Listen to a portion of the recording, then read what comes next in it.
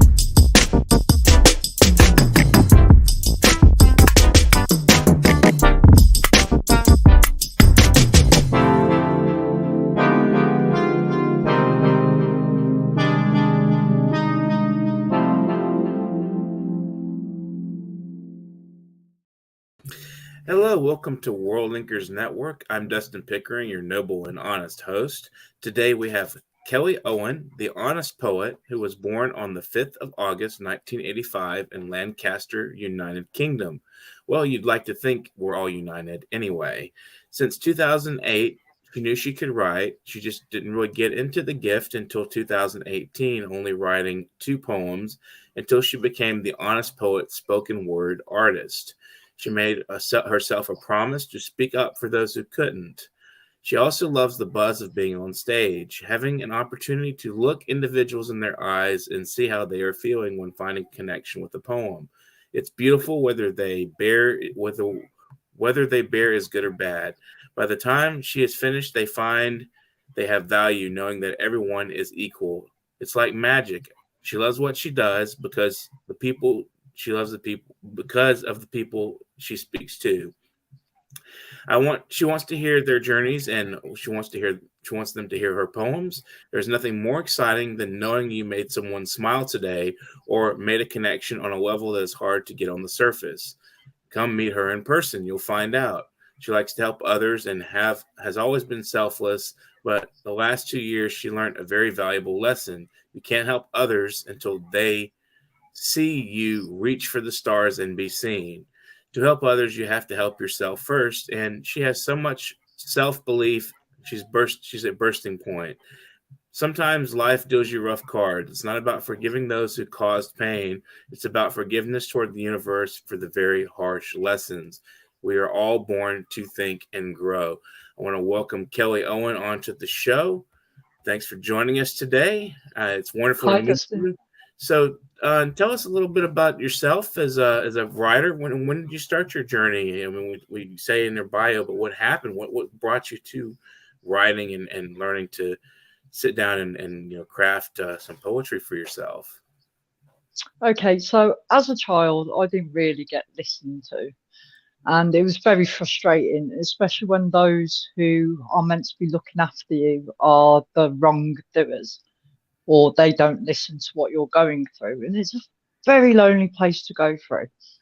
And then when you get through adulthood, you find that because you have this emotional damage already, People see you as coming across as aggressive, even though it's not. It's an inner volume which is uncontrollable, and they see that as aggression when really it's not. If they took a step back and just listened rather than talking over the person, it'd be completely different. Well, when I stumbled over to my gift, it was back in 2008. It was February. I, back then, had a very colourful life, especially when it came to drug taking and drinking.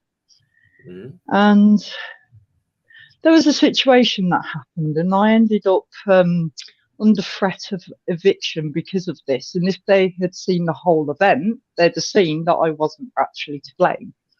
But with what happened, I got an eviction notice, and my first ever poem was called The Dreaded Eviction. See if I can remember that. I can't control the temper and everything I fear. Feeling small and empty as my eviction is nearly here. Going to lose it all, but I would never cry. I don't want or need to lose it all. Youth hostel, goodbye. I never meant any damage. Write sorry across the wall. Say sorry till blue in the face. But still, I'm going to fall. I'll bounce back again with a smile upon my face, waving the flag of England, yelling, life, get out my face. The thing about my temper is that I have held it in. I bottled it all up inside. My head exploded. It caved in. Really very angry with a look of stress upon my face. No verse could ever calm me down. Not even Amazing Grace. I want a song to make me smile. I never want to cry. You are my safe place, youth hostel. And I refused to say goodbye. Now, straight after that, I wrote a second one to cheer me up, and that's not for these viewers. And then I stopped writing. I did write, but they were kind of the ones that you throw up and put in the bin because you don't believe in yourself. And then in 2018, something snapped inside me. It was like, I was looking at what I was writing. I started looking at it more in depth because I was posting them to Facebook and I had people jumping into my inbox and they were going, these are really good. I can relate with them. And that's when I knew that I needed to do something with them. So I kept sharing them and I came out as the honest poet. And it's just spiraled from that ever since. So have you ever had any poetry mentors, or do you have any poets you look up to that you know personally who inspire you? Honestly, no, it just all came. I never had any poetic influence towards my writing. It was the poetic influences that came afterwards.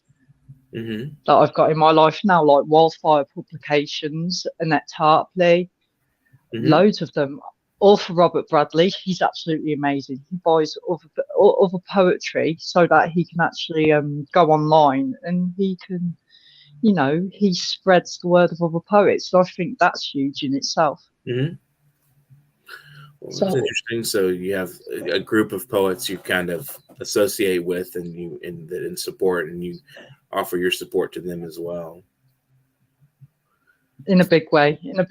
I feel as a poetry community, we should all be there together. And the way that I see it is if one can do it, so can the rest. You know, my dreams are huge. They're absolutely huge. And there was a point where I thought, you know what? They're just dreams, but really they're not. Because what I learned since I joined network marketing was if you can see something and you can visualize it and you hold that feeling, you're going to attract everything that you need because you're putting so much good out into the world. You're just going to attract all of these different people. I attracted my publisher. As soon as she met me, she went, wow, you're different.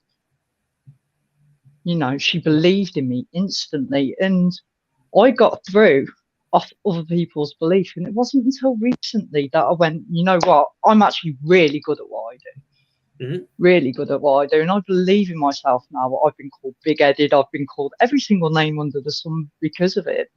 But I don't care, because what I do when I'm stood in front of another person, and I can see that emotion in their eyes. They don't even have to tell me their story. I can see that I've made that connection. And that, for me, that is me doing my job as a poet. Right.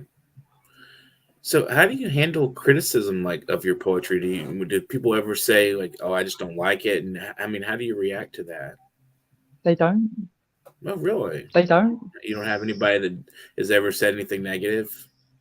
No, just as a poet myself, I have been, well, it has been said to other people that I'm full of it, but I don't care, honestly. People can say what they want about Right. me as a person, but unless they get to know me as a person, their opinions do not matter at all. It's very true. I think it's a positive way of looking at other people is we talk, people talk, and what we say doesn't really matter to them most at all, because you keep doing what you do and you enjoy what you do. And if you keep doing it, it pays off eventually.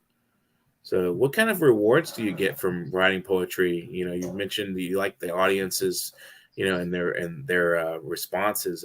So tell us a little bit about, when you decided to get on stage and do some performance.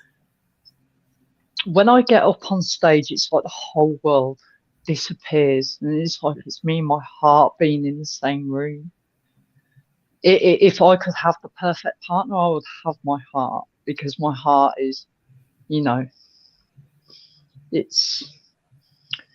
it's full of love and it's full of good intent. Mm-hmm. And that's what I like. Even though I talk a lot about mental health and I go into the harshness behind it, I've been in situations of being homeless. I've seen the different people come from different situations. They've come out of prison. They've done some harsh things, but they've turned their life around. Mm-hmm. And I've heard their journeys where most people would back off from them because, ooh, that's scary. No, they're not. They're a human being too. We're all capable of change. Every single one of us. It's just whether we're willing to put the effort in to make that change. Mm-hmm. I know I have. I've changed a lot over the years. I've had my past drug taking. I've done a lot of drinking. I used to be a bit of a bad girl, but now I've got people on my Facebook and they turn around to me and they go, wow, look at you, you're really going for it. I'm like, yeah, I'm not messing about this time. This is me, Mm-hmm. What I want is far more important than anything else. I like reading. Now, I read a lot of self-help books like Napoleon Hill, Think Mm-hmm. and Grow Rich, Mm-hmm. Bob Proctor, Change Your Life, Change Your Paradigm. If you don't know what your paradigm is, it's part of your brain. It's basically our habitual behaviors. We can change these. Mm-hmm. It takes 28 days to make a habit. It takes 28 days to break one. And that's true. Mm-hmm. So I look up to these influential people. I've got network marketers that are, up there. And when you see these people, you get stars in your eyes. And when I was with my last company, there was one specific one that jumped into my inbox. Now, you don't get time with this lady at all unless you win it. But for some reason, she saw something in me. And I had quite a few calls with this woman, and she was brilliant. It's like after a team training, she'd be on my FaceTime. You're okay? Yeah, I've got this for you. I've still got notes on my board from this lady, Mm-hmm. because they're valuable to me, and her time was valuable to me, And it's these people, they taught me that we all come from the same place. And it's what we do in between that leave the footprints for us to follow. Mm-hmm. We all come here with nothing. We all die with nothing. But the best thing about being a poet is we get to leave pages that last beyond our life. And that's magic in itself. But what we do as poets and helping other people, that's magic too. Mm-hmm. I've had grown men crumble in front of me just from reciting poetry. Grown men. I've had one man run out of the room because I looked him in the eyes after saying a poem, and he turned around to his friend who came back to me, and he turned around to this friend. He goes, "How does she do that? How does she know what to say?" I don't. Right. There's a synchronicity or like a spirit kind of that's in operation there. Completely. That's why I call it my gift. Right. That's very interesting. It's a profound empathy. What kind of subject matter do you use in your poetry? What do you write about? Would you like to hear one? Sure, go ahead. Okay. So this one's called Mentally Challenged, and it looks at different aspects of people who have gone through homelessness. I've took different journeys.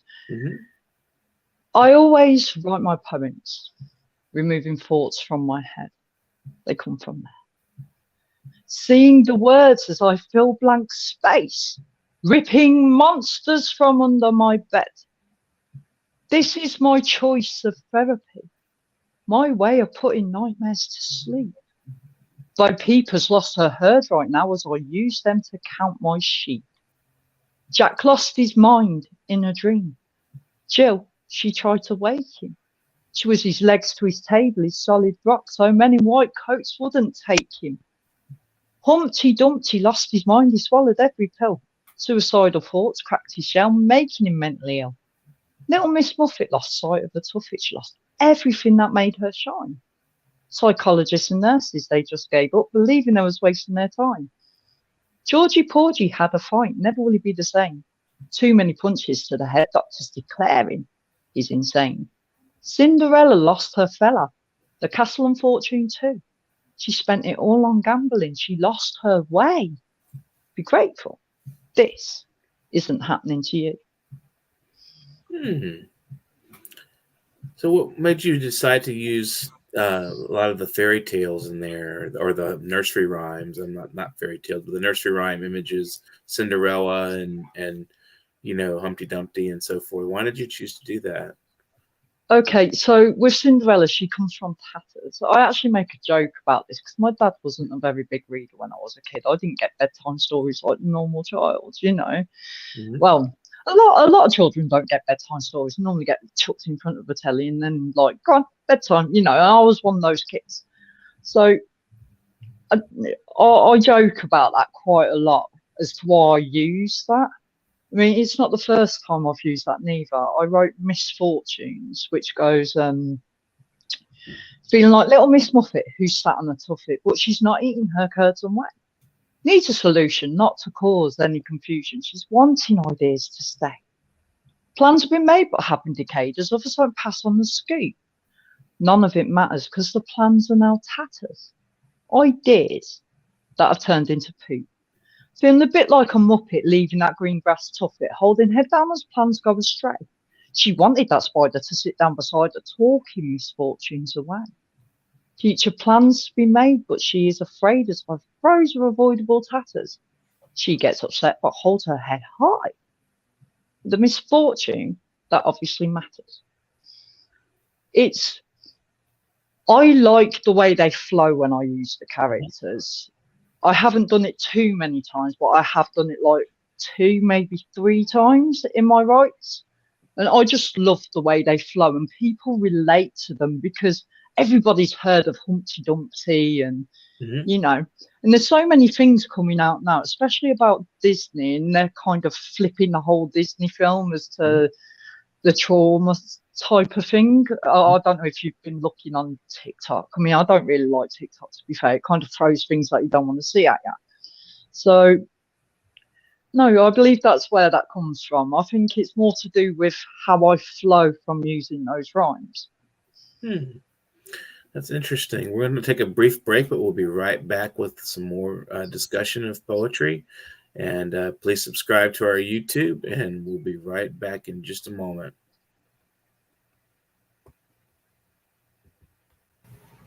World Inkers Printing and Publishing. We are the company to achieve your goal.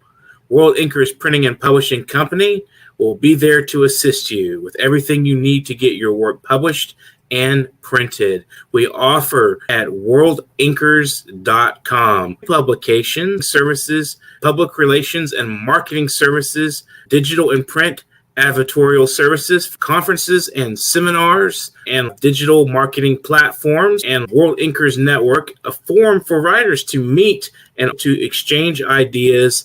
Contact us at info.worldinkers@gmail.com. World Inkers Printing and Publishing will meet all your publishing and author needs. Keep inking with World Inkers Printing and Publishing. Welcome back to World Inkers Network. And again, I'm Dustin Pickering. We have Kelly Owen from the UK with us today.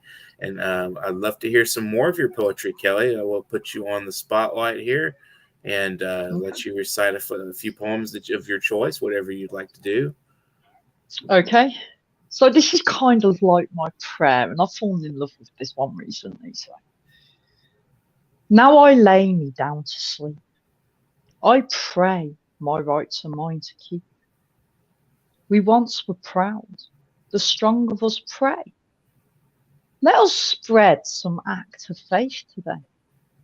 You call to take our freedom. You aim to take our rights. You are the cause of our destruction. There are no heroic knights.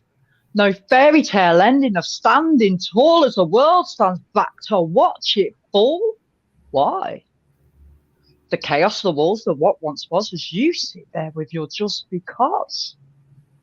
So now I lay me down to sleep. I pray to the universe for these stones I keep. To keep me hard, to keep me strong, stop any inner coward when things go wrong. Please keep me well, please keep me safe. I have unbreakable self-belief and I'll never lose faith. I know what is right and I know what I see. There is no hidden coward in me. Smile, because you are here. I know your past has been outrageous. Dreams now have you in fear. The time has come to smile, dear. What happened shouldn't have. You have lived it every day when others brought that bad. But there is still life to be had. Your torment won't last forever. I believe you are strong enough to get this together. Smile, because you are you and you are beautiful inside and out. If you need to rage, burst open a page, let your pen scream and shout. No hanging about. You've got this. You'll smile once again. Your laugh is being missed. Your smile is waiting to be set free. This poet wants to see you smile. You have a friend in me. Mary, Mary, not so scary. Hiding in the back of that mirror. I'll stand my ground. I'll hunt you down. I'm telling you, I'm going to win you. A fairy tale, a rotten myth, a belief that can damage the brain. An unbelievable tale of a violent female, a myth that can drive you insane. You won't come out the same, with only yourself to blame. Because Mary, Mary, not so scary. She's an image created by fear. We power her source, our fears, of course. I'm pulling the plug, my dear. So, Mary, Mary, don't you dare me to look in the mirror at you. I'll stand my ground, only to hunt you down. I turn my back on you. I take back my power. Mary had a little lamb haunting every dream. Lamb's eyes red and full of dread, making Mary scream. Mary had a talk with Mum. This didn't go very well. Mum shrugged this off with a laugh, passing Mary a little bell. Mary tied this to the lamb whilst haunting one of her dreams. Now Mary hears this little bell on the lamb that feeds off screams. I can hear you coming as she hears the twinkling of the bell.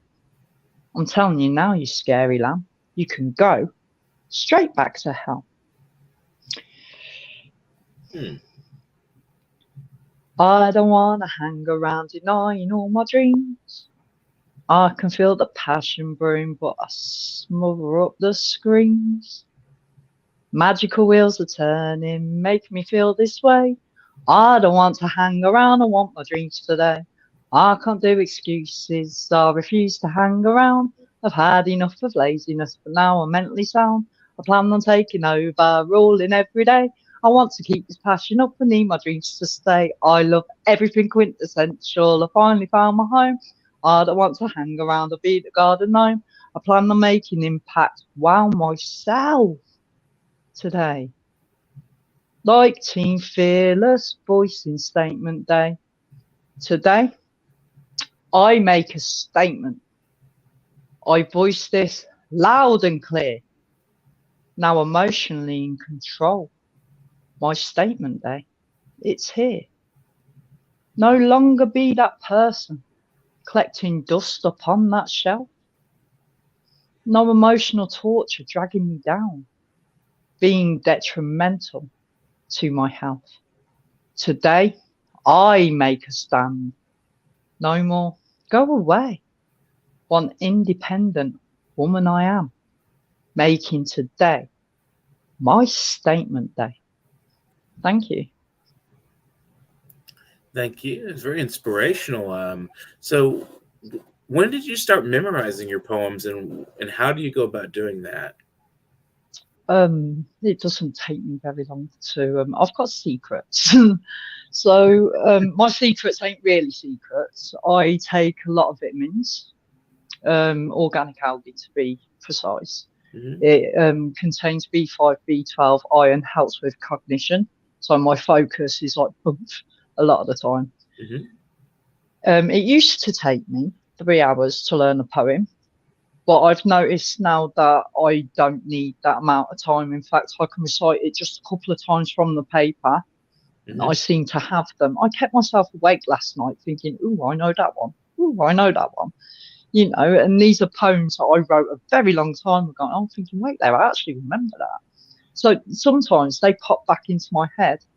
I think because of the amount that I actually do and the amount of brain training that I do myself when it comes to running the businesses or doing the poetry or any type of training, it's actually helped my brain a lot.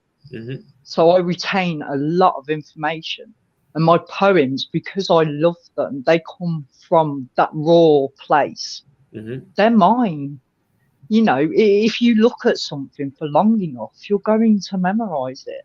If you recite something enough times, you're going to memorize it. And because mine are like songs, it's like learning a nursery rhyme. So it's easy. For me, anyway. It's not for some people, but for me, I find it very easy. Very interesting. So when you're like online or, you know, in life, how do you go about networking? Or do you have specific kind of people that you look for? Or do you, you know, have like a, you know, do you find groups on Facebook? I mean, what kind of way do you find other poets that you associate with? Okay, so the poet one is easy. I get friends requests every single day from poets.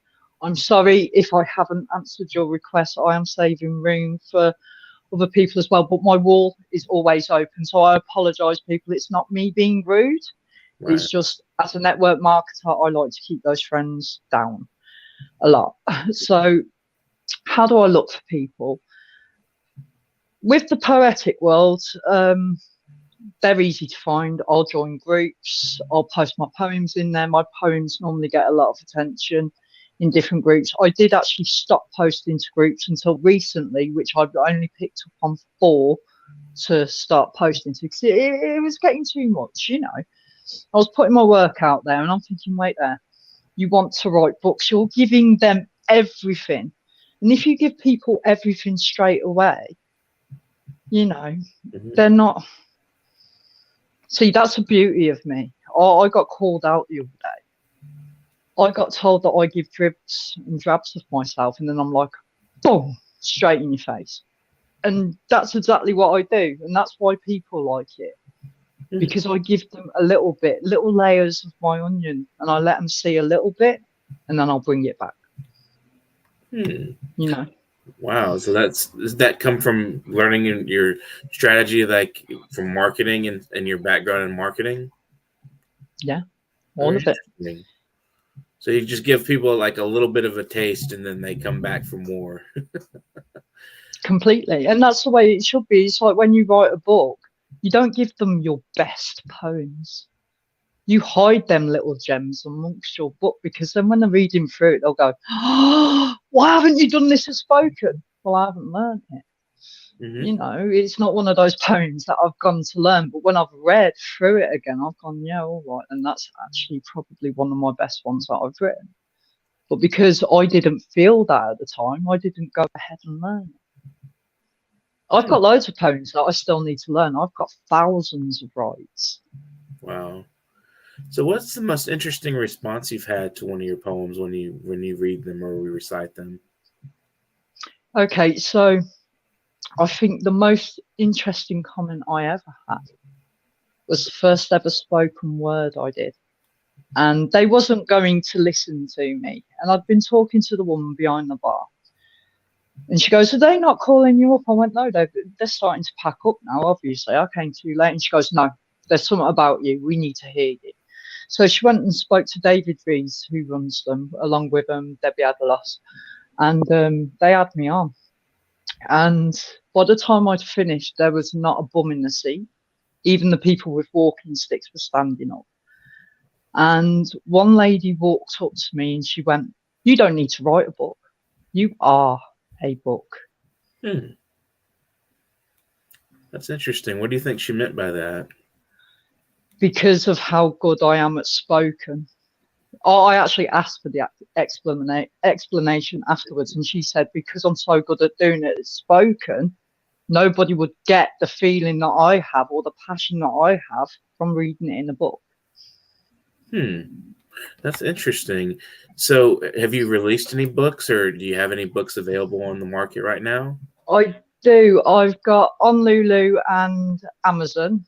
It's called The Fall of the Honest Poet. And it's my first release.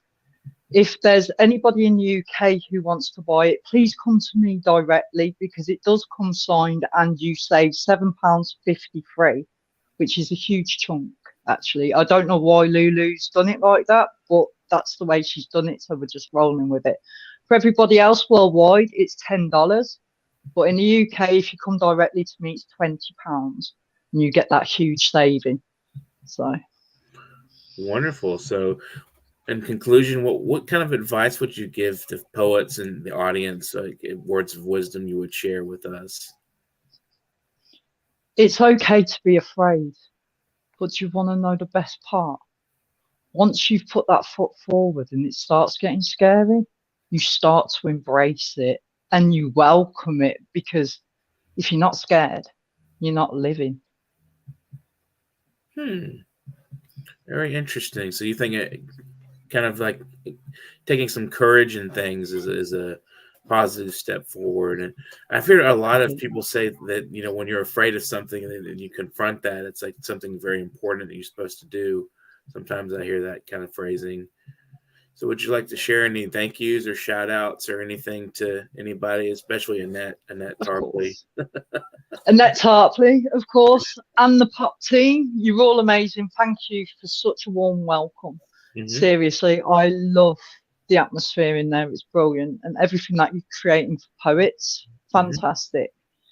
Also, Wildfire Publications and my family there. You, Susan, you know what you've done for me, girl. And just your belief in me. And we're just as bad as each other, really. I mean, talking to each other, dropping off the radar and then coming back. And just, I remember when I was writing this book and she turned around to me, she goes, treat it like a baby, Kelly. Like, I'm the midwife and you're giving birth. And do you want to know something? I did. And it actually felt like I was giving birth to this beautiful book. And when I held it for the first time, I cried. I actually cried because Susan did the covers. Her and Kerry, they put so much work into this book. It was unreal. I'd sent them this book by email because I haven't got anything on my laptop because it's ancient, in order for me to put it in a proper file for them. So they did all of the work, put it all together for me. And what they actually do for other poets, yeah, they're inspiring. These people that I keep around me, they are inspirations. They're the people that I want in my world, because they're the ones who are going to help others. And I love that. I love that I attract these people. It's wonderful. It's good to be surrounded by really creative and good people that put the extra mile in. Would you like to share a couple more poems with us before we close? Okay. Top of my head. Okay. Walking home from work today, I was stopped by a very confused man. He said, "I seem to be lost, my dear." I replied, "I'll help you if I can." He wanted to know my name, the honest poet, Kelly Owen. I clicked my app, brought up my map to show the gentleman where he was going.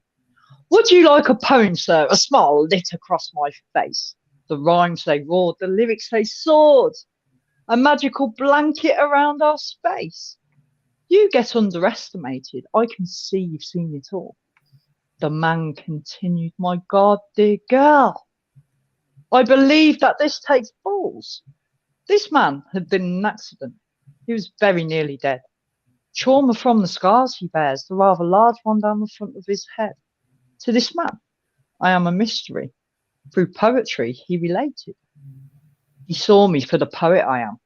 I wasn't underestimated, just helping a man who was getting frustrated, no longer discombobulated. What are dreams? Are they meant to be crushed? Or are we running towards walls that need to be pushed? Why do we allow ourselves just to follow one's heart, knowing we should have walked right from the start? Once the heart bleeds, do we need to put it on paper? Do we burn that mother up? Do we save it for later? Will we always feel crushed, wishing others said true feeling, when right from the start, the words held no true meaning?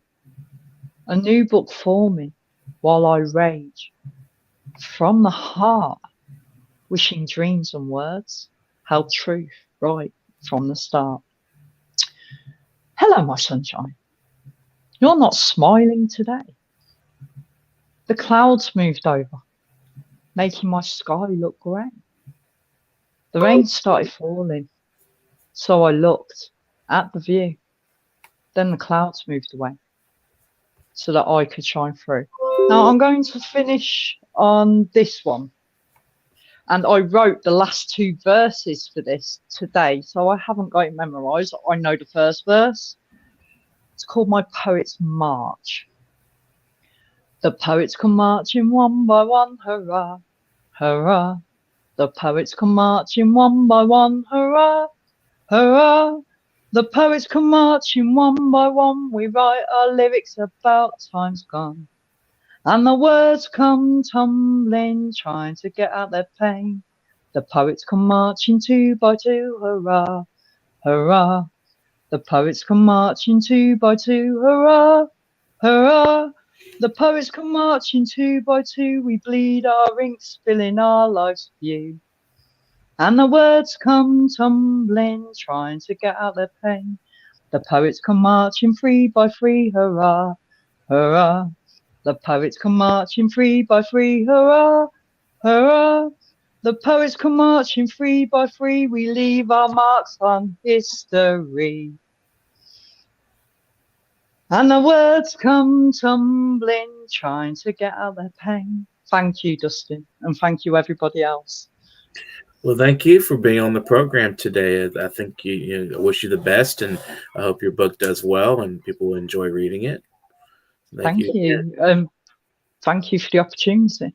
Absolutely. We'll keep writing and keep sharing your poetry. I'm sure people love hearing it, so it'd be wonderful. Thank you. You're welcome.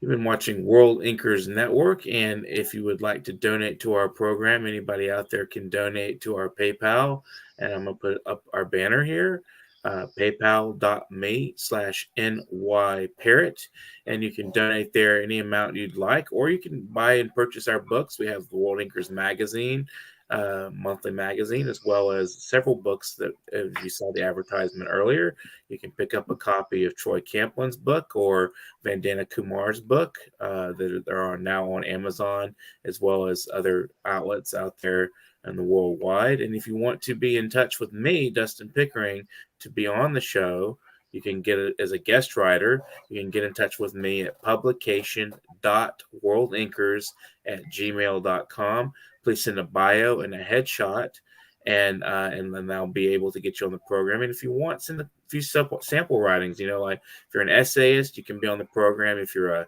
artist, a painter, a photographer, anything, any number of creative outlets you have, we would love to hear from you. So I want to thank Kelly again for being on the show. And if you haven't subscribed to our channel, please do so. We'd love to have you as a subscriber, and join our Facebook group, World Inkers Network. We'd love to have you there as well. You can share your poetry and your works on that Facebook group, as well as events and things that you have. And so today is April Fool's Day, and I want to remind people that this is in the United States of America.